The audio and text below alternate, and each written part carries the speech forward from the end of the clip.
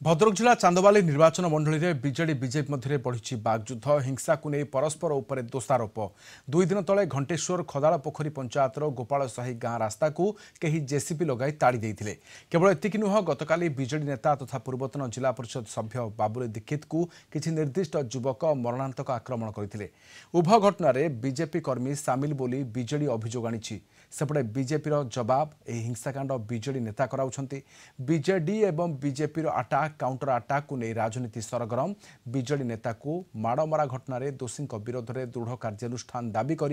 BJD गतकाली राति रास्तारोको करथिला। ए घटना को नहीं घंटेश्वर ठारे उत्तेजना लगी रही। जने वरिष्ठ नेता तांको उपरे जो भली भाबरे तांको किडनैपिंग करागला एवं ताको गाड़ी को मध्य किडनैपिंग करके निया जाई तांको जो भली भाबरे मरणांतक आक्रमण करा जायछि मु याकू तीव्र निंदा करूची। बीजेपी रो कर्मी माने जो भली भाबरे हिंसाकांड भियाउचंती एवं मुक्त अबाध एवं निरपेक्ष निर्वाचन हेबाकू देउनाहांती